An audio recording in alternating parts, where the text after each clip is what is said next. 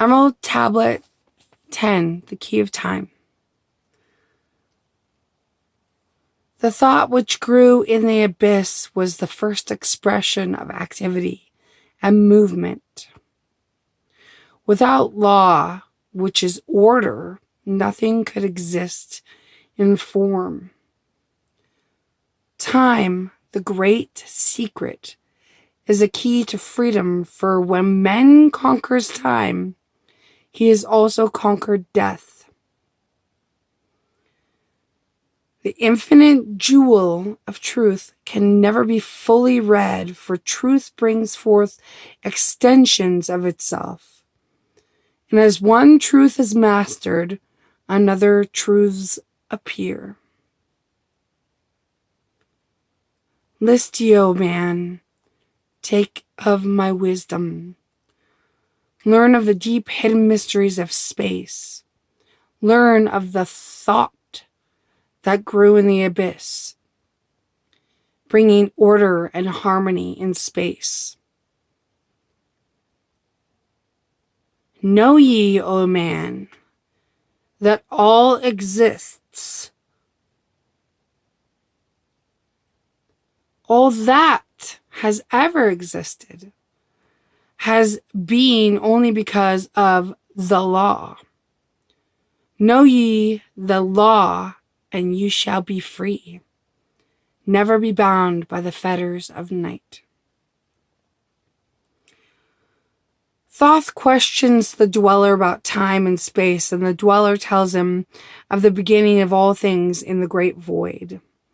He tells him of thought which sprang into being, and is questioned as to the thought being eternal. That creeps me out, because eternal anything seems so vast and so finite, even though its true meaning should be thought of as infinite. But it creeps me out. So I've been trying to think about this. That's why I'm reading this right now.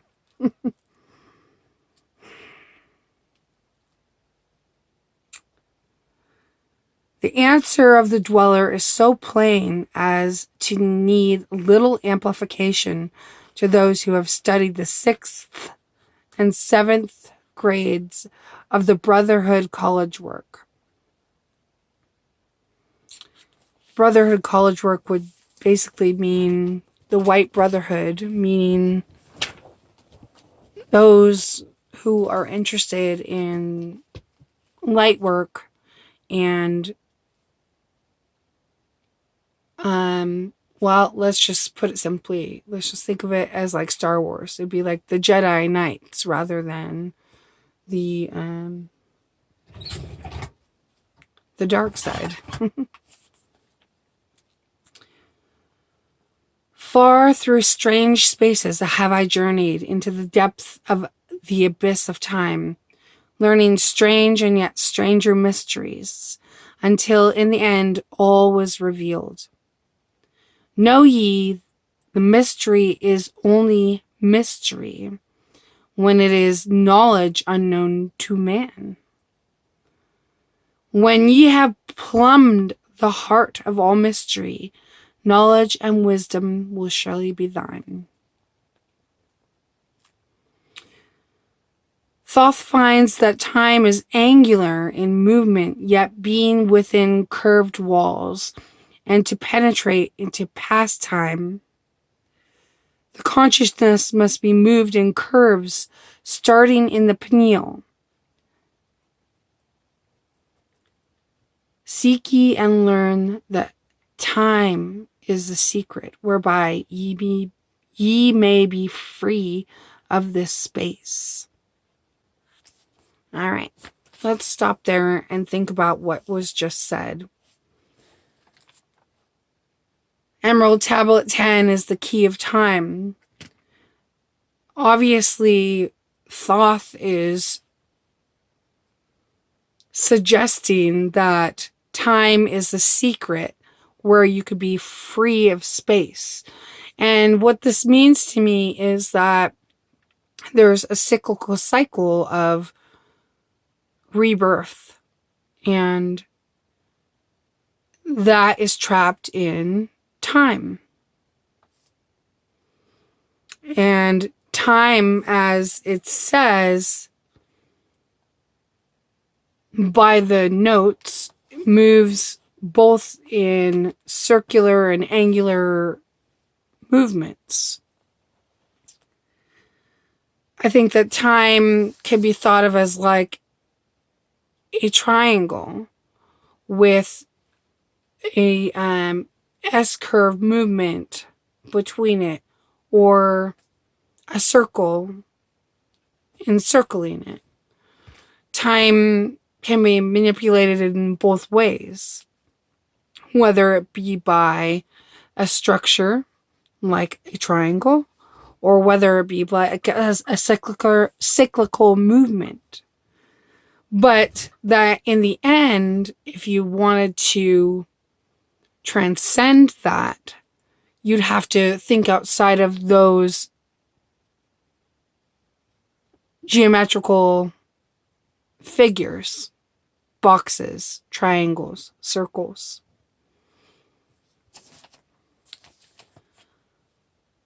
Long have I sought wisdom, and shall seek to eternity's end, for know I that ever before me receding shall move the goal I shall seek to attain. Even the lords of the cycles know that yet they have reached the goal, for with all their wisdom, they knew that truth ever grows. So again, we're talking let's say we talk about geometry. You can break anything down into mathematics or physics or science or metaphysics or philosophy.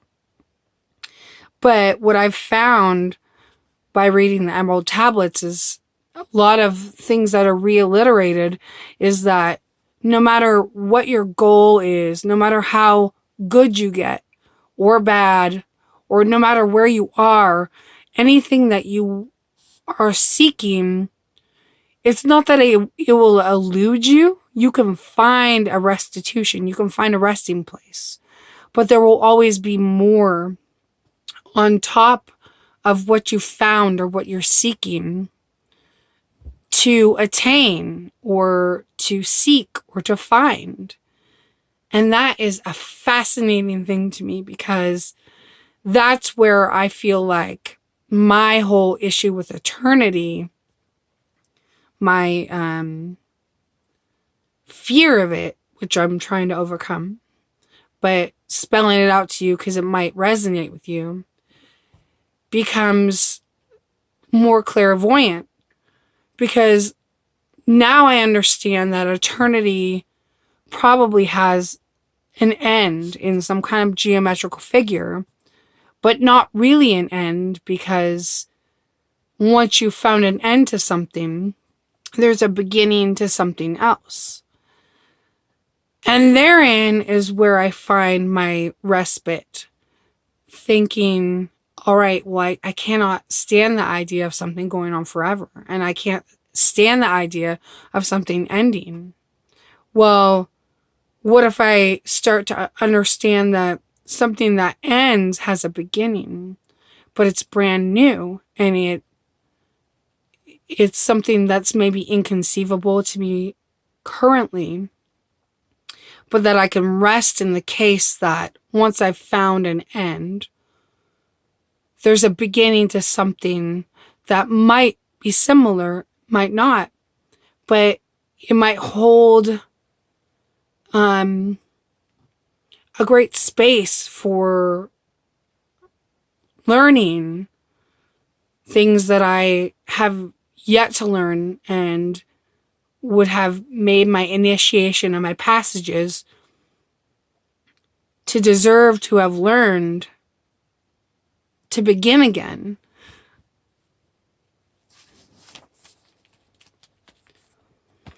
Long have I sought wisdom, and shall seek to eternity's end, for no eye that ever before me receding shall move the goal I seek to attain. Even the lords of the cycles know that not yet have they reached the goal, for with all of their wisdom, they know that truth ever grows.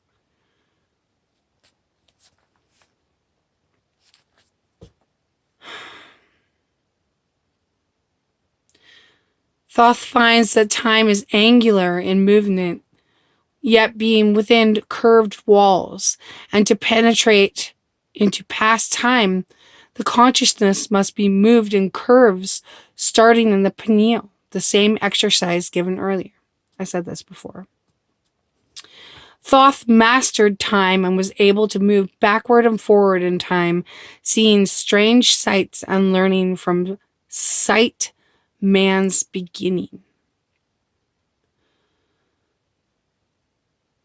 Once in a past time I spoke to the dweller, asked of the mystery of time and space, asked him the question that surged in my being, saying, "O Master, what is time?"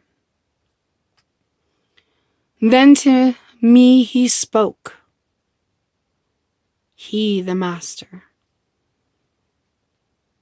Know ye, O Thoth, in the beginning there was void and nothingness, a timeless, spaceless nothingness. And into that nothingness came a thought, purposeful, all-pervading, and it filled the void. There existed no matter, only force, a movement, a vortex of vibration, of the purposeful thought that filled the void. Thoth then exhorts man to seek for light only.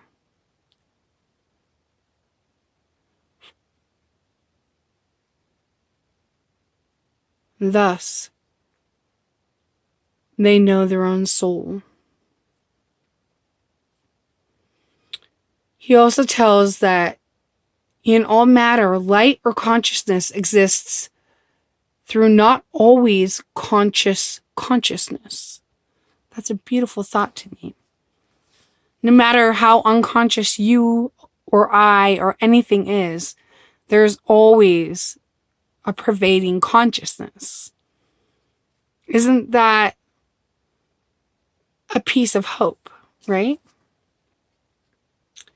Thoth tells of his wonderful experience in Amenti, when the lords opened the path to their own cycles and allowed him to see with his own eyes that which exists beyond.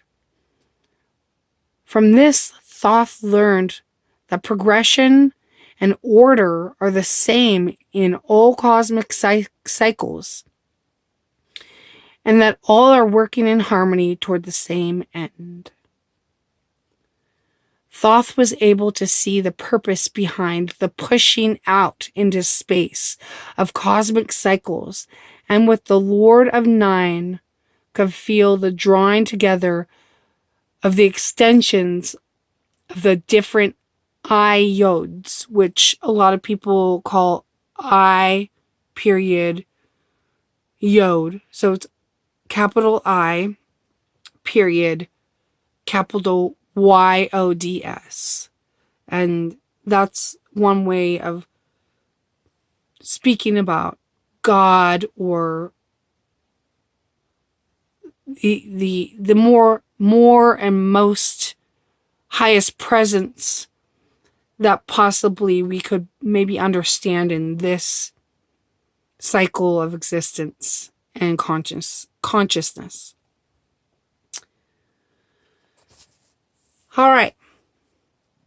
So, wow, this is almost 15 minutes. Sorry, guys.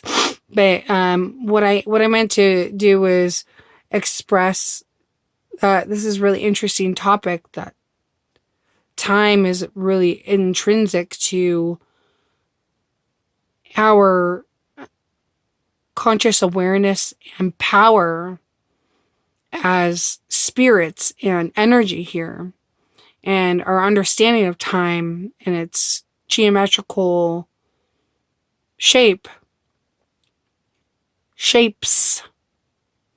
plural, could be a very good way of trying to research and advance toward ascension, which is what I'm more interested in now than anything at all. I'm not personally trying to ascend hardcore because I truly feel I'm here to serve humanity. And a lot of people are. A lot of waves of spirits and human beings and entities have come in here to serve Earth and human beings. But it's still a really good tool, because if we get caught up in death and point A to point B, like birth and death, then we forget that we actually have control, possibly, over time and space. And we have to shift that with our consciousness by researching and thinking a lot about it. I feel like I'm seriously not being very eloquent on this, so I'm going to end this now at 17 minutes. I'm wondering if any of y'all had the time and space to really stay here for that. I am here in my treehouse. That's funky AF. But it's a time and space. And there's my dream catchers. Here's my eyes. There's the book that I'm reading from. I wish you guys all the best of 2020. I'll try and post another video again soon.